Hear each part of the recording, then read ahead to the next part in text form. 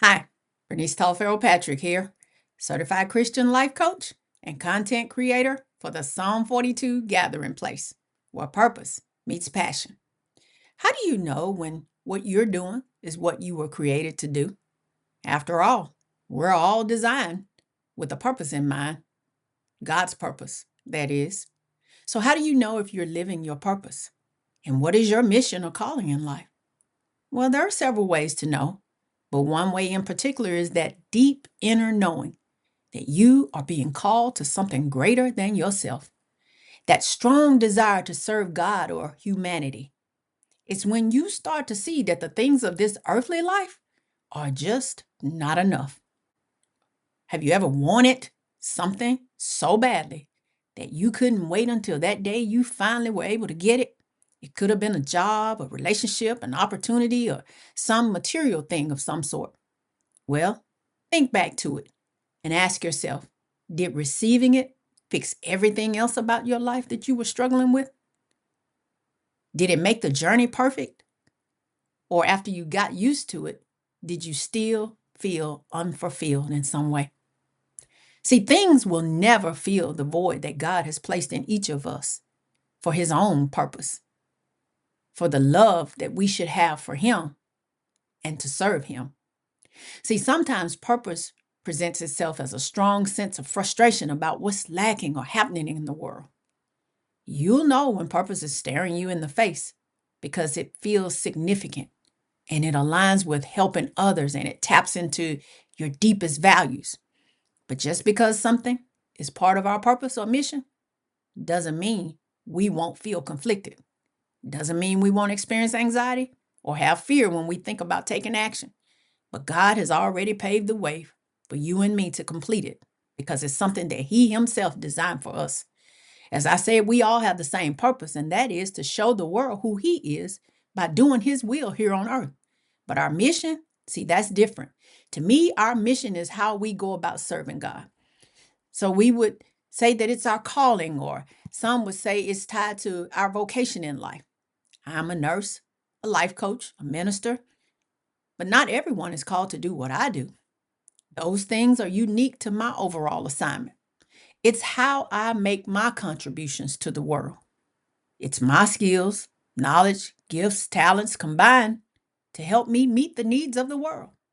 Yours are the great things that God has placed in you, combined with the opportunities that He's afforded you.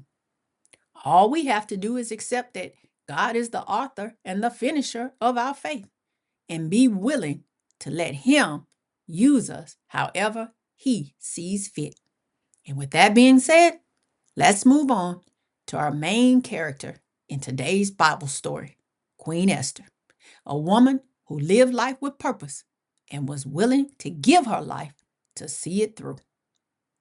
We ended the last segment from the book of Esther with the evil Haman, one of King Xerxes' high ranking noblemen, talking the king into releasing a royal edict to exterminate all the Jews because Queen Esther's cousin Mordecai refused to bow down to him at the king's command. Haman's decree request was to get rid of all the Jews in the Persian Empire, including Israel and the queen. Mordecai gets word to Esther, giving her the exact sum of money Haman offered to put in the royal treasury to get the job done. He also sent a copy of the royal decree to annihilate the Jews that was published in Susa, so the queen could see it for herself to understand the grave importance of the matter.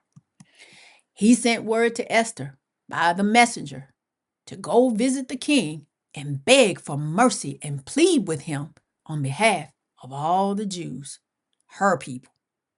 When the queen received the message, her response was this, and I paraphrase: "What? Are you for real? Everybody knows, including all the king's officials and all the people of the royal provinces, that no man or woman dare approach the king without an invitation.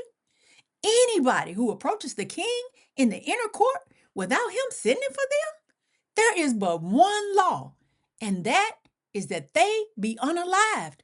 The only exception to this rule is if by some miracle the king extends the golden staff in their direction to spare their life. Go tell him the king has not even sent for me to come visit him in 30 days. So if I try to see him, I could lose my life.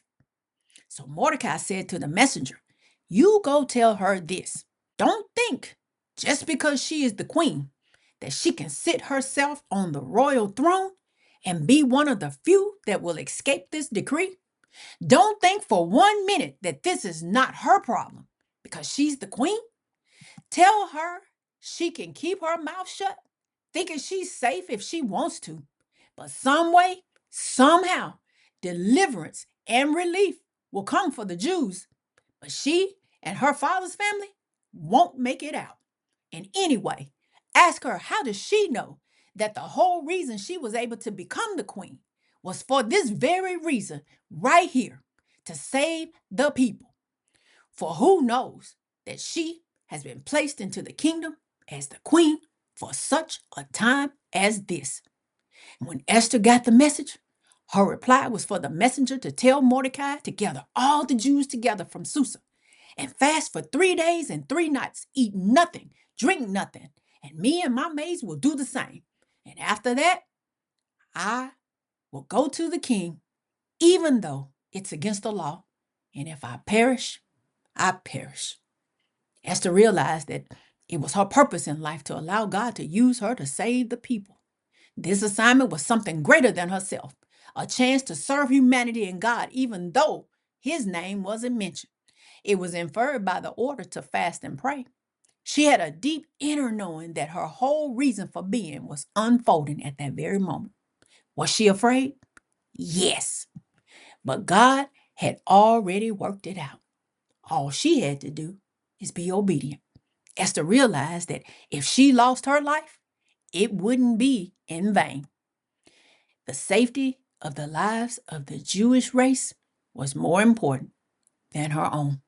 Although Esther was the queen and shared some of King Xerxes' power and wealth, she still needed God's wisdom and protection. See, none of us are secure in our own strength, and it's foolish to think that our status or wealth can shield us from the dangers of this world. Deliverance and safety comes from God and God alone. The world tells us to save our own skin. Look out for number one, me, my four, and no more.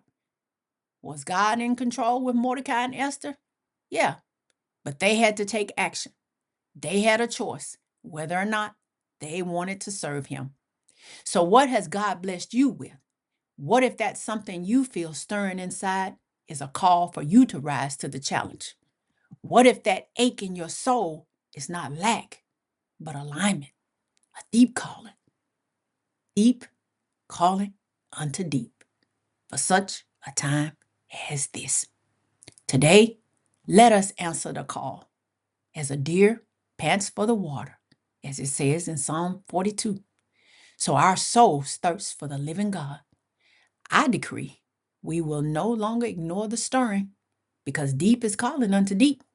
We declare that this is not a random season. We are positioned, we are prepared and appointed for such a time as this. Every delay is breaking, every veil is lifting, and every assignment is coming into clarity. We step forward with courage. We align with heaven's timing. We receive what God is releasing in this hour. Let the deep within us rise to meet the deep of God. Let purpose awaken. Let destiny respond. And let this be the season where everything changes. Amen.